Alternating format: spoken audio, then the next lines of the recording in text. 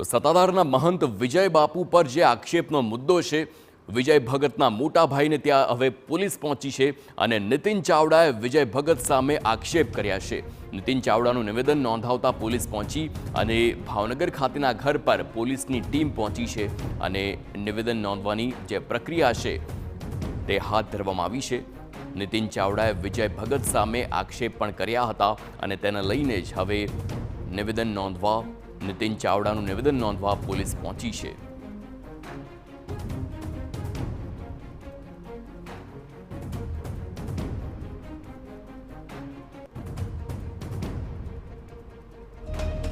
એને કોઈ સમય આપવાનો જવાબ નથી. એનું તો આ 10% જ બહાર પાડ્યું છે.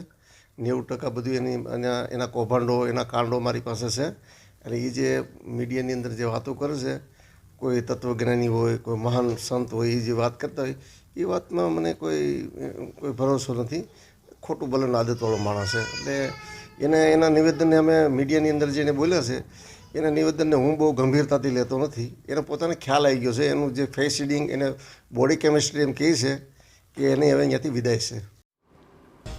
તો વ્યાપિચાર અને આર્થિક કૌભાંડના આરોપ લાગ્યા બાદ વિજય બાપુ સામે આવ્યા અને મહંત વિજય બાપુએ તમામ આરોપો ફગાવતા દાવ કર્યો છે કે નાણાકીય ગેરરીતિ અને અન્ય તમામ આરોપો પાયાવિહોણા છે. મહંત વિજય બાપુએ તમામ આક્ષેપોને નકારતા કહ્યું કે નાણાકીય લેવડ દેવડના આરોપો ખોટા છે. અમારી સંસ્થાને બદનામ કરવા માટે આ આરોપો લગાવવામાં આવ્યા છે. સત્તાધારની સંસ્થા આકાશી રોજી પર ચાલે છે અને મંદિરમાં કોઈ પણ સેવકને મારવામાં નથી આવ્યો. કોઈ વ્યક્તિ નહીં નશો કરી આવ્યું હોય અને ત્યારે તેની સાથે અહીંના સેવકોએ માથાકૂટ કરી હશે. તો મહંત વિજય બાપુના મોટા ભાઈએ સત્તાધારના મહંત સામે ચોંકાવનાર આક્ષેપ કર્યા હતા.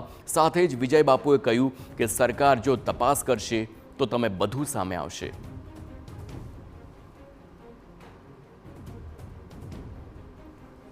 એવો કોઈ ભ્રષ્ટાચાર અમારી પાસે કોઈ એવો ઉદ્યોગ નથી મલ્ટીપ્લેક્સ કે અમે એના ઉપર અમે ચાલી.